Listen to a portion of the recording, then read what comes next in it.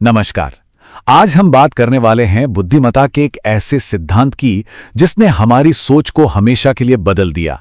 Howard gardener का बहुबुद्धि सिद्धांत।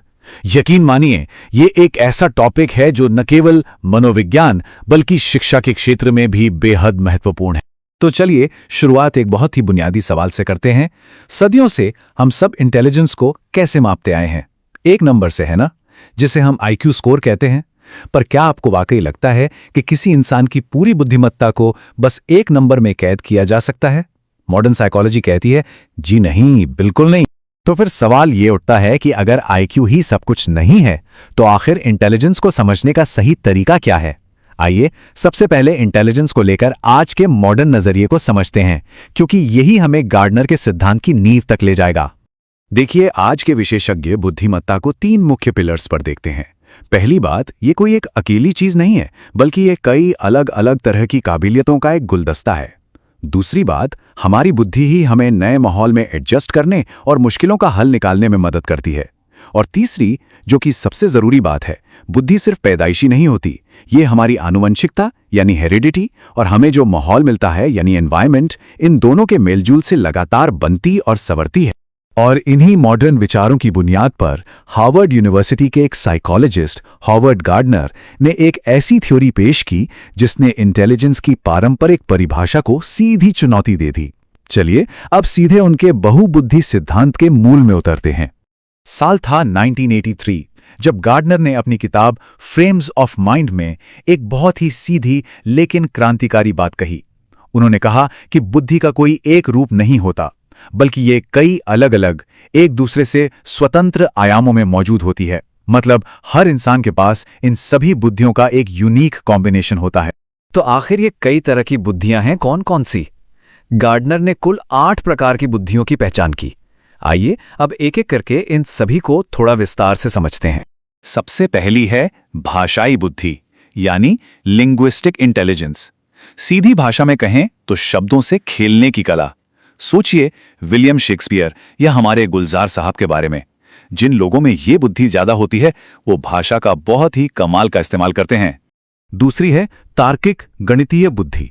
ये लॉजिक लगाने, पैटर्न पहचानने और किसी भी प्रॉब्लम को स्टेप बाय स्टेप सॉल्व करने की क्षमता है। अल्बर्ट आइंस्टाइन का ख्याल आता है ना, ये बुद्धि वैज्ञानिकों, गणितज्ञों और इंजीनियरों में खूब पाई जाती है। तीसरी है स्थानिक बुद्धि या स्पेशियल इंटेलिजेंस। मतलब दुनिया को 3D में देखने और अपने दिमाग में ही नक्शे या डिजाइन बनाने की क्षमता। एक शानदार आर्किटेक्ट या एक कुशल पायलट, ये दोनों ही अपने काम में इसी बुद्धि का इस्तेमाल करते हैं। चौथी है शारीरिक गतिक बुद्धि, यानी बॉडी और माइंड का एक परफेक्ट कोऑर्डिनेशन। सचिन तेंदुलकर का वो परफेक्ट कवर ड्राइव हो या एक डांसर के ग्रेसफुल मूव्स, इन सब के पीछे यही बुद्धि काम करती है। ये अपने शरीर को बहुत कुशलता से इस्तेमाल करने की कला है। पांचवी है संगीतात्मक बुद्धि। इसमें लय, ताल और सुरों को पहचानने और बनाने की एक गहरी समझ होती है। लता मंगेशकर जी या AR रहमान जैसे महान कलाकार इस बुद्धि के सबसे बेहतरीन उदाहरण हैं। छठी है अंतर्वैयक्तिक बुद्धि, यानी इंटरपर्सनल इंटेलिजेंस। ये दूसरों के इमोशंस, उनके इरादों और उनकी जरूरतों को समझने की क्षमता है।